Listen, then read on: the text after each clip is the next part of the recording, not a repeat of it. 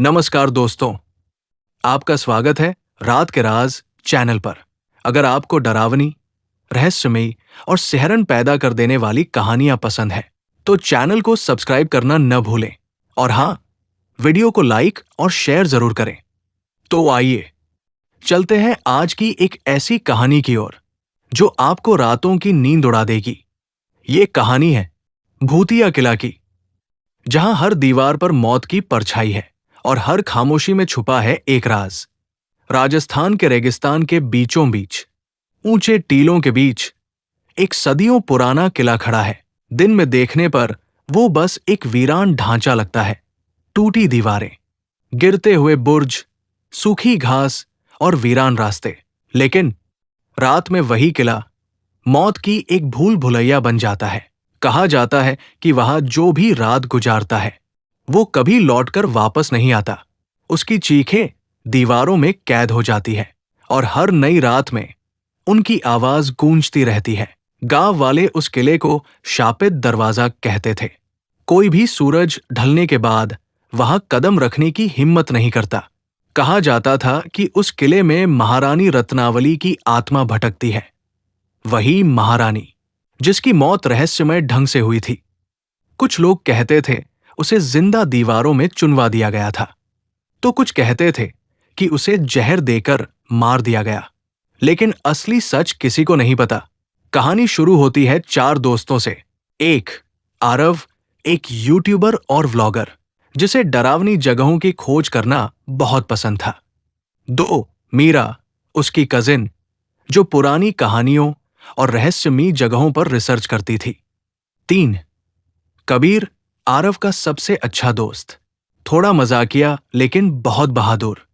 चार सिया, मीरा की सहेली, जिसे भूत प्रेत की बातें सुनकर ही डर लगने लगता था। ये चारों कॉलेज में पढ़ते थे और छुट्टियों में एडवेंचर ट्रिप पर निकलने की प्लानिंग करते रहते थे।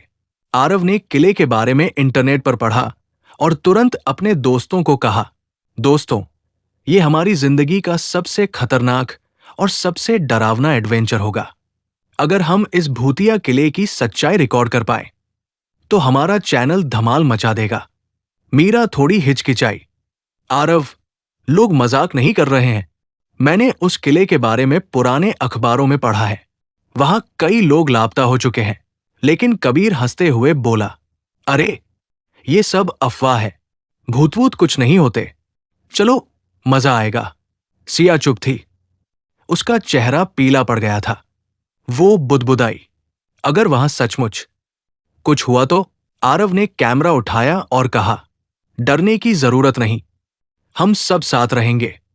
और हां, ये वीडियो करोड़ों लोग देखेंगे। आखिरकार चारों दोस्त उस शापित किले की ओर निकल पड़े। रात के 8 बजे जीप रेत के रास्तों से होती हुई गांव पहुंची। गांव सुनसान था। लोग अपने दरवाजे बंद कर चुके थे। जब उन्होंने एक चाय वाले से किले का रास्ता पूछा तो वो डरकर बोला, बाबा रे, उस ओर मत जाओ, वहां रात को मौत घूमती है। दिन में भी दीवारों से औरत की चीखें आती है। कितने लोग गए, कोई वापस ना आया। बेटा, लौट जाओ, यही अच्छा होगा। लेकिन आरव कैमरे में रिकॉर्डिंग करते हुए बोला, आप लोग देख रहे हैं दोस्तों, यही वो डर है जो हमें इस किले तक खींच रहा है। हम आज सच्चाई सामने लाएंगे। मीरा और सिया घबराई हुई थी, लेकिन कबीर ने जीप स्टार्ट की और चारों किले की ओर बढ़ गए। करीब आधे घंटे बाद वे किले के विशाल दरवाजे तक पहुंच गए। दरवाजा टूटा हुआ था। लकड़ी के टुकड़े जमीन पर बिखरे पड़े थे। अंदर से ठंडी हवा आ रही थी और हवा के साथ किसी के फुसफुसाने जैसी आवाज। सिया ने कांपते हुए कहा, क्या तुम सबने सुना? कोई हमें बुला रहा है। कबीर हंसा, ये बस हवा है, तुम बहुत डरपोक हो। लेकिन मीरा चुप थी। उसका चेहरा सख्त हो गया था। वो इतिहास पढ़ चुकी थी। उसे पता था कि इस किले में मौत का साया है। चारों ने टॉर्च जलाई और दरवाजे के अंदर कदम रखा। अचानक उनके पीछे दरवाजा अपने आप बंद हो गया। धड़ाम। सिया चीख पड़ी, आरव, ये क्या हुआ? आरव ने कैमरा उठाकर रिकॉर्ड किया और बोला, दोस्तों, आपने देखा, ये दरवाजा अपने आप बंद हो गया और अब हम इस किले के अंदर हैं। किला अंदर से और भी खंडहर था। टूटी सीढ़ियां, गिरती दीवारें, अंधेरे में उड़ते चमगादड़ और हर कोने से आती बदबू। लेकिन सबसे डरावनी थी वो आवाज, जैसे कोई औरत धीमी धीमी रुदन कर रही हो। मीरा ने धीरे से कहा, क्या तुम्हें सुनाई दे रहा है? कोई रो रहा है। सिया ने आरव का हाथ कसकर पकड़ लिया। मैं कह रही थी ना, यहां कुछ है, हमें वापस जाना चाहिए। कबीर ने मजाक में कहा, अरे शायद महारानी अपने गहने ढूंढ रही होंगी। कबीर ने मजाक में कहा, अरे शायद महारानी अपने गहने ढूंढ रही होंगी। लेकिन तभी दीवारों पर लगी पुरानी पेंटिंग्स हिलने लगी। उनमें दिख रही रानियों के चेहरे अचानक भयानक हो गए। आंखें लाल, होंठ काले, और उनके चेहरे से खून टपकने लगा। सभी सन्न रह गए। आरव के हाथ कांप रहे थे, लेकिन उसने कैमरा नीचे नहीं किया। दोस्तों, जो आप देख रहे हैं, ये सब वास्तविक है। ये किला सचमुच भूतिया है। किले में कदम रखते ही ऐसा लग रहा था जैसे चारों एक अलग ही दुनिया में आ गए हों। दीवारें नमी से टपक रही थी। फर्श पर धूल और मकड़ी के जाले फैले थे। टॉर्च की रोशनी में हवा में उड़ती धूल चमक रही थी, जैसे किसी पुराने मकबरे का दरवाजा अभी अभी खोला गया हो। अचानक ऊपर की मंजिल से भारी कदमों की आवाज आई। टप टप टप, जैसे कोई लोहे के बूट पहनकर चल रहा हो। मीरा ने कांपते हुए कहा, यह आवाज इंसान की नहीं है। कबीर ने टॉर्च ऊपर डाली। सीढ़ियों के पास धुंध सी बन रही थी। उस धुंध के बीच कुछ देर के लिए एक काली परछाई दिखी, लंबी, बिना चेहरे की, जो बस खड़ी थी और उन्हें देख रही थी। सिया चिल्लाई, चलो यहां से, अभी चलो। लेकिन आरव ने कैमरा कसकर पकड़ा। नहीं, यही तो वो पल है जिसके लिए हम आए हैं। वे चारों धीरे धीरे सीढ़ियों पर चढ़ने लगे। हर कदम पर ऐसा लग रहा था जैसे किसी की अदृश्य नजरें उन्हें घूर रही हों। ऊपर पहुंचकर उन्होंने देखा कि गलियारे की दीवार पर खून जैसे लाल निशान बने हुए हैं, जैसे किसी ने उंगलियों से खरोंच कर लिखा हो, मौत से बच नहीं पाओगे। सिया का चेहरा पीला पड़ गया। ये किसने लिखा होगा? मीरा ने धीरे से जवाब दिया, शायद वही जो अब भी यहां कैद है। कबीर ने हिम्मत दिखाने की कोशिश की, किसी ने मजाक किया होगा, पुरानी दीवार है, रंग बह गया होगा। लेकिन तभी उन शब्दों से खून टपकने लगा, ताजा, गाढ़ा, गर्म खून। सभी चीख पड़े। आरव ने कैमरा नीचे करते हुए कहा, यह मजाक नहीं है, ये किला जिंदा है। चारों एक बड़े हाल में पहुंचे। हाल की छत टूटी हुई थी और चांदनी अंदर आ रही थी। बीच में एक टूटा हुआ सिंहासन पड़ा था। उस पर जली हुई राख और टूटी चूड़ियां बिखरी थी। मीरा ने धीरे धीरे कहा, ये महारानी का दरबार होगा। अचानक सिंहासन पर खुद ब खुद आग की लपटें उठीं और लपटों के बीच एक औरत का चेहरा उभरा। आंखें खाली, बाल खुले, होठों से चीख निकल रही थी। छोड़ दो मुझे, बाहर निकालो। सिया चीख पड़ी और पीछे गिर गई। आरव ने कांपते हाथों से कैमरा उस आग पर ताना। कबीर ने सिया को उठाया और चिल्लाया, चलो यहां से भागते हैं। लेकिन दरवाजा अपने आप बंद हो गया। धड़ाम। अब वे फंस चुके थे। हाल की दीवारों से फुसफुसाहटें आने लगी। सैकड़ों आवाजें एक साथ। कुछ औरतें रो रही थी, कुछ पुरुष हंस रहे थे और बच्चों की चीखें भी सुनाई दे रही थी। सिया ने अपने कान ढक लिए। बस करो, रुक जाओ। मीरा ने ध्यान से सुना और कहा, ये सब आत्माएं किसी के लिए पुकार रही हैं, शायद हमारे लिए। अचानक एक ठंडी हवा चली और कैमरे की बैटरी झपकने लगी। आरव घबराया, ये कैसे हो सकता है? बैटरी फुल थी और तभी कैमरे की स्क्रीन पर दिखाई दिया, चारों दोस्तों के पीछे एक और परछाई खड़ी है। लंबा कद, हाथों में जंजीरें, और उसकी आंखें लाल जल रही थी। किले के सबसे अंदर वाले हिस्से में एक छोटा कमरा था। दरवाजा आधा टूटा था और उस पर ताले लटक रहे थे। लेकिन जैसे ही चारों वहां पहुंचे, ताले अपने आप गिर गए। कमरे के बीचों बीच एक ताबूत रखा था, पुराना, लकड़ी का, लेकिन उस पर से लगातार ठंडी धुंध निकल रही थी। कबीर ने मजाक उड़ाने की कोशिश की, लगता है महारानी आराम कर रही है। लेकिन जैसे ही उसने ताबूत को छुआ, उसका ढक्कन अपने आप हिल गया। अंदर कोई इंसान नहीं था, बस राख और टूटी हड्डियां और एक सोने का हार जिस पर खून की परत जमी थी। मीरा ने कांपते हुए कहा, ये महारानी रत्नावली का हार है। जैसे ही हार पर टॉर्च की रोशनी पड़ी, कमरे की दीवारों से खून की बूंदें टपकने लगी। चारों दोस्त ताबूत से पीछे हटे ही थे कि दरवाजा बंद हो गया। अंधेरे में सिर्फ उनकी टॉर्च की हल्की रोशनी थी। अचानक सिया ने चीख मारी, कोई मेरा हाथ पकड़ रहा है। लेकिन वहां कोई नहीं था।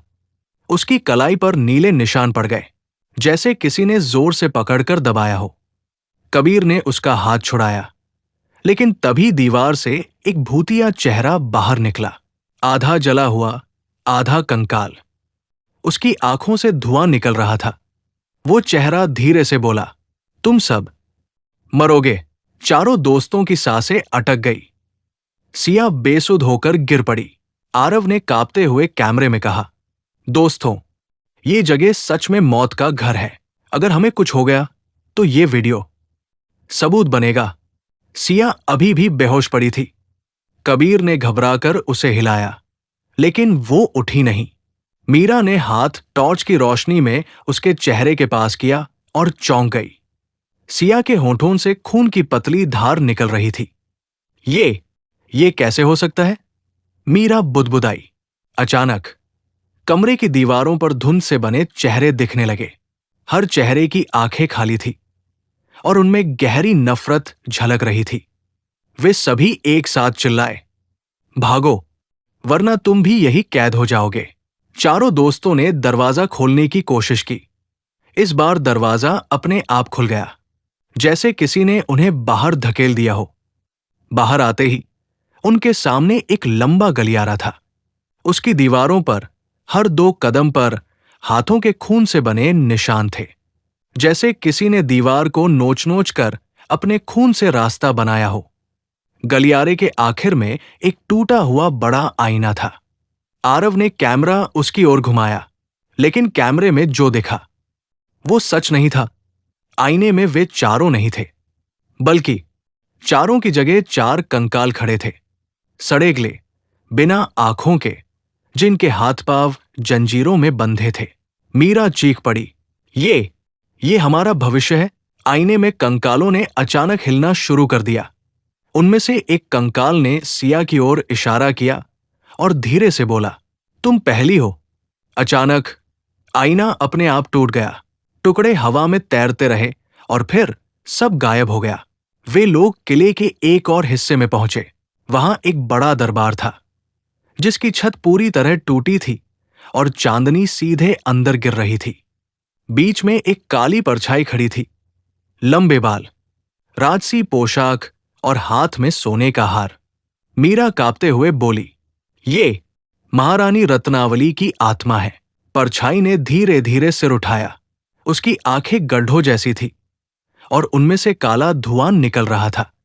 उसने चीख कर कहा, मुझे धोखा मिला, मुझे जिंदा दीवारों में चुनवा दिया गया। अब तुम सब मेरे साथ यही दफन होगे। जैसे ही उसने हाथ उठाया, पूरा दरबार हिलने लगा। दीवारों से राख और हड्डियां गिरने लगी। हवा इतनी ठंडी हो गई कि चारों के हाथ सुन्न पड़ने लगे। अचानक दरबार में सैकड़ों परछाइयां प्रकट हो गई, कुछ सैनिकों जैसी, कुछ औरतों जैसी और कई छोटे छोटे बच्चों जैसी। उनके चेहरे खून से लथपथ थे और उनकी हड्डियां झूल रही थी। वे सब नाचने लगे, लेकिन ये कोई खुशी का नृत्य नहीं था, ये था मौत का नृत्य। हर परछाई चीखते हुए जमीन पर गिरती और फिर गायब हो जाती। चारों दोस्तों ने एक दूसरे को पकड़ लिया। सिया कांपते हुए रोने लगी, हमें बचा लो, कोई तो हमें बचा लो। दरबार के कोने में एक पुराना लकड़ी का संदूक रखा था। मीरा ने हिम्मत करके उसे खोला। अंदर एक मोटी किताब थी, जिस पर लिखा था, रक्तशाप। मीरा ने तुरंत पन्ने पलटे। उसमें लिखा था कि महारानी रत्नावली को उसके अपने ही राज दरबार ने धोखा देकर मार डाला था। उसे जिंदा दीवारों में कैद कर दिया गया था क्योंकि उस पर काला जादू करने का इल्जाम लगाया गया था। लेकिन मरते समय उसने श्राप दिया था, जो भी इस किले में आएगा उसकी आत्मा कभी मुक्त नहीं होगी, सब मेरी कैद का हिस्सा बनेंगे। मीरा ने कांपते हुए कहा, यही सच है, महारानी को धोखा दिया गया था और अब वो हर आत्मा को कैद कर रही है। अचानक किताब के पन्ने अपने आप जलने लगे। उससे धुंध उठी और सिया के चारों ओर घूमने लगी। सिया जमीन पर गिर गई और उसके शरीर में झटके लगने लगे। उसकी आंखें सफेद हो गई। वो खड़ी हुई और उसकी आवाज बदल गई, गहरी, भारी और डरावनी। अब ये मेरी है, अब ये मेरी दासी है। आरव और कबीर ने उसे पकड़ने की कोशिश की, लेकिन सिया ने इतनी ताकत से उन्हें धक्का दिया कि दोनों दीवार से टकरा गए। उसकी हंसी पूरे किले में गूंज उठी। मीरा चिल्लाई, नहीं, ये सिया नहीं है, इसमें महारानी की आत्मा समा गई है। सिया अब आत्मा के कब्जे में धीरे धीरे उनकी ओर बढ़ने लगी। उसके बाल हवा में उड़ रहे थे और आंखों से काला धुआं निकल रहा था। उसने कहा, एक एक कर तुम सब मेरे हो जाओगे, कोई इस किले से जिंदा बाहर नहीं जा सकता। तभी किताब के जले हुए पन्नों से रोशनी निकली और मीरा को एहसास हुआ, अगर हम इस श्राप को तोड़ना चाहते हैं तो हमें महारानी की सच्चाई को उजागर करना होगा। हमें उसके साथ जो हुआ उसका न्याय करना होगा। आरव ने हाफते हुए कहा, लेकिन हम ये कैसे करेंगे? मीरा ने जवाब दिया, उसकी असली कब्र ढूंढकर, उसकी आत्मा को मुक्त करके। चारों के सामने अब दो ही रास्ते थे, या तो भागकर जान बचाए या फिर श्राप को तोड़े। लेकिन क्या वो वाकई इस किले से निकल पाएंगे, या फिर उनकी आत्माएं भी यहां हमेशा के लिए कैद हो जाएंगी? मीरा ने कांपती आवाज में कहा, अगर हमें महारानी की आत्मा को शांत करना है तो उसकी असली कब्र ढूंढनी होगी। किताब में लिखा था कि उसे किले की दक्षिण दीवार में जिंदा चुनवाया गया था। चारों ने एक दूसरे की ओर देखा। आरव ने कैमरा उठाया। दोस्तों, अब हम उस जगह की तलाश करेंगे जहां महारानी को जिंदा दीवारों में दफन किया गया था। अगर ये हमारी आखिरी रिकॉर्डिंग हो तो इसे जरूर देखना। सिया अब भी महारानी की आत्मा के कब्जे में थी। उसकी आंखें धुएं की तरह काली थी। वो बुदबुदाई, तुम नहीं बच सकते, तुम सब मेरी कैद का हिस्सा बनोगे। दक्षिणी दीवार अंधेरे में डूबी थी। टॉर्च की रोशनी में वहां अजीब से उभरे हुए निशान दिखाई दिए, जैसे ईंटें किसी ने हाल ही में हिलाई हों। अचानक सिया दीवार के सामने खड़ी हो गई। उसकी आवाज गहरी और डरावनी हो गई। यही मेरा शरीर कैद है, इस दीवार के पीछे मेरी हड्डियां चीख रही हैं। मीरा ने कांपते हुए कहा, तो यही महारानी की असली कब्र है। आरव और कबीर ने मिलकर दीवार को तोड़ना शुरू किया। हर ईंट गिरने के साथ दीवार से ठंडी हवा और चीखों की आवाजें आने लगी। कुछ देर बाद दीवार का बड़ा हिस्सा टूट गया। अंदर काले अंधेरे में एक ढांचा दिखाई दिया। महारानी की सड़ी गली लाश सोने के गहनों में लिपटी, पर अब हड्डियों में बदल चुकी। जैसे ही उनकी टॉर्च उस ढांचे पर पड़ी, किले की जमीन हिलने लगी। सिया चीख कर पीछे गिर गई और उसके शरीर से काला धुआं निकलने लगा। धुएं से धीरे धीरे महारानी की आत्मा निकली। इस बार वो परछाई नहीं थी। उसका चेहरा आधा जला हुआ था, आंखें लाल थी और शरीर से आग और राख झर रही थी। उसने गगनभेदी आवाज में कहा, तुमने मेरी कब्र छेड़ी है, अब तुम सबकी मौत तय है। हवा इतनी ठंडी हो गई कि सांस लेना मुश्किल था। दीवारों से खून बहने लगा और जमीन पर हड्डियां उभर आई। मीरा ने किताब का बचा हुआ पन्ना उठाया और चिल्लाई, महारानी, हमें सच पता है, तुम्हें धोखा दिया गया था, तुम्हें जिंदा दीवारों में कैद किया गया था। लेकिन अगर तुम हमें मारोगी तो तुम्हारी आत्मा कभी मुक्त नहीं होगी। सच को सामने आने दो और हमें छोड़ दो। आत्मा कुछ पल के लिए रुकी। उसकी आंखों में आंसू की एक बूंद चमकी, फिर तुरंत आग में बदल गई। आरव ने कैमरा उसकी ओर ताना और कहा, अगर आप हमें छोड़ दो तो हम आपकी कहानी पूरी दुनिया को सुनाएंगे। हर कोई जानेगा कि आपके साथ कितना बड़ा धोखा हुआ था। आपका सच मिटाया नहीं जाएगा। आत्मा गरजी, लेकिन उसका चेहरा थोड़ी देर के लिए शांत हुआ। उसने हाथ उठाया और सिया के शरीर से धुआं बाहर निकलने लगा। सिया जमीन पर गिर गई और बेहोश हो गया। लेकिन महारानी ने ठंडी आवाज में कहा, मेरे श्राप को तोड़ने के लिए एक आत्मा का बलिदान जरूरी है। बिना इसके मैं कभी मुक्त नहीं हो पाऊंगी। सभी सन्न रह गए। आरव कांपते हुए बोला, कौन कौन देगा अपनी जान? तभी कबीर आगे बढ़ा। उसने मुस्कुराकर कहा, हम सब यहां आए थे, लेकिन किसी को तो कीमत चुकानी ही होगी। अगर मैं मरकर इन सबको बचा सकता हूं तो यही सही है। मीरा चिल्लाई, नहीं कबीर, ऐसा मत करो। लेकिन कबीर ने आगे बढ़कर महारानी की आत्मा के सामने खड़ा हो गया। उसने आंखें बंद कर ली और कहा, अगर मेरी मौत से ये श्राप टूटता है तो मैं तैयार हूं। आत्मा ने अपने हाथ उठाए। कबीर का शरीर हवा में उठ गया और अचानक वो राख में बदलकर जमीन पर गिर पड़ा। किले की दीवारें हिलने लगी। चीखें बंद हो गई। धीरे धीरे पूरा किला शांत होने लगा। महारानी की आत्मा ने आकाश की ओर देखा। उसका चेहरा अब शांत था। उसने कहा, धन्यवाद, तुमने मुझे मुक्ति दी। अब मैं आजाद हूं। धीरे धीरे उसका शरीर रोशनी में बदलकर गायब हो गया। किला फिर से वीरान हो गया। बस टूटी दीवारें और सन्नाटा। आरव, मीरा और सिया रो रहे थे। कबीर की राख हवा में उड़ चुकी थी। आरव ने कैमरे को आखिरी बार चालू किया। उसकी आंखों में आंसू थे, लेकिन उसने हिम्मत जुटाई और बोला, दोस्तों, ये था भूतिया किले का सच। हमने अपनी आंखों से देखा कि श्राप कितना खतरनाक था। कबीर, हमारे दोस्त ने अपनी जान देकर हमें बचाया। अगर आप ये वीडियो देख रहे हैं तो याद रखना कि भूत प्रेत मजाक नहीं होते। हर जगह की अपनी कहानी होती है। हर आत्मा की अपनी पुकार होती है। और हां, अगर आपको ये वीडियो पसंद आया हो तो कृपया रात के राज चैनल को सब्सक्राइब करें, वीडियो को लाइक करें और शेयर करें, क्योंकि आगे भी हम आपके लिए ऐसी कहानियां लेकर आएंगे जिन्हें सुनकर नींद उड़ जाएगी। तो मिलते हैं अगली डरावनी रात में। तब तक सावधान रहिए, क्योंकि अंधेरे में कौन छिपा है ये कोई नहीं जानता।